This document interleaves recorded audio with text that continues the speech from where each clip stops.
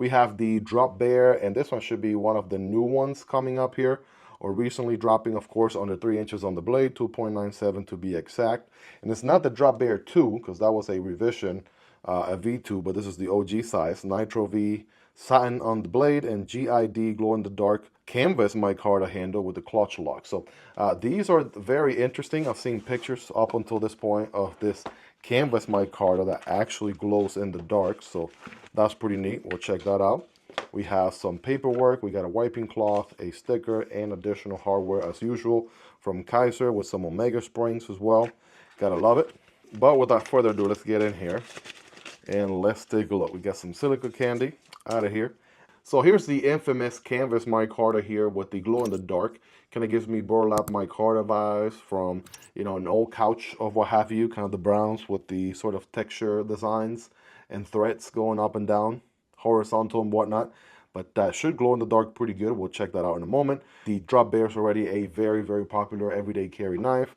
Deep pocket carry clip, reversible, exposed liners with a lanyard hole back there for my lanyard people, and a good old clutch lock, aka Kizer's version of their crossbar lock. We got thumb studs for deployment, and well, bam, here we go. We got a beautiful drop point blade that you know and love, Nitro V on the steel with a satin finish, right? Beautiful switch going on there. Absolutely love it. Good thumb stud deployment action, reverse flick all day. Feels good. Oh yeah, absolutely feels very, very nice there. Exposed liners on this one, 2 standoffs, sandwich construction, and the ergos are amazing. Full 4-finger grip, very, very comfortable. Even for longer tasks, we got a good row of jimping here from Florida to California. Good to go here for some extended work, a very slicey flat grind. I mean, the recipe on the Drop Bear is just top notch. There's a reason why it is arguably probably the most famous, most popular model on the Kizer lineup, and I'm here for it. On those liners, we do have a milling here for weight reduction, right? Both liners are nice and milled internally, and we do have the same thing we saw on the previous knife. We have multiple little holes here so we can adjust the clutch lock, aka crossbar lock with the Omega spring, right? We can make it a little bit tighter, a little bit looser. Definitely have that option there with the Kizer clutch lock. That is one of the best things about it. So very smooth deployment with a very strong locking system. That's what a crossbar lock is. And again, you get the ambidextrous friendly nature of a crossbar lock. So I'm able to use it here with my left hand, even though I have 0 dexterity. But just, you know, by making these videos here, I guess, I have gained a little bit of dexterity.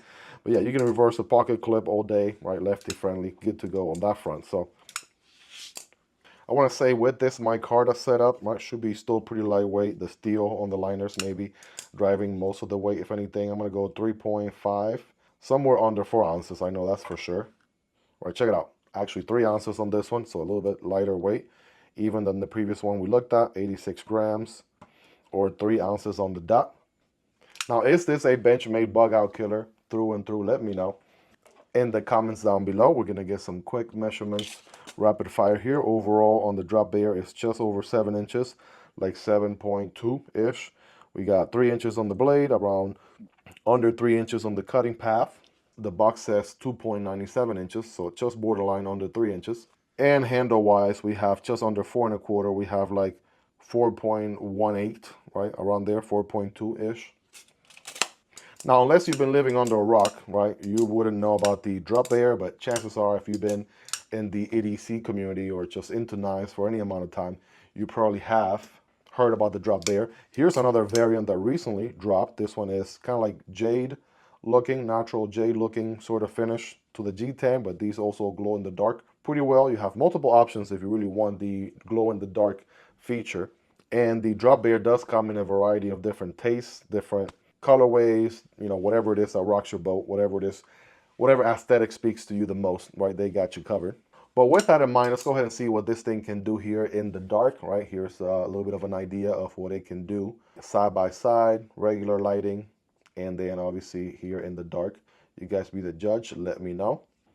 Through and through, it is a very affordable knife, very, very recommendable, very popular, and well loved for a reason. You cannot go wrong with the Drop Bear. Absolutely a banger. Pick one up if you don't already have one, or you can pick up a second or a third one because they're just really that good. Let me know your thoughts on the Drop Bear.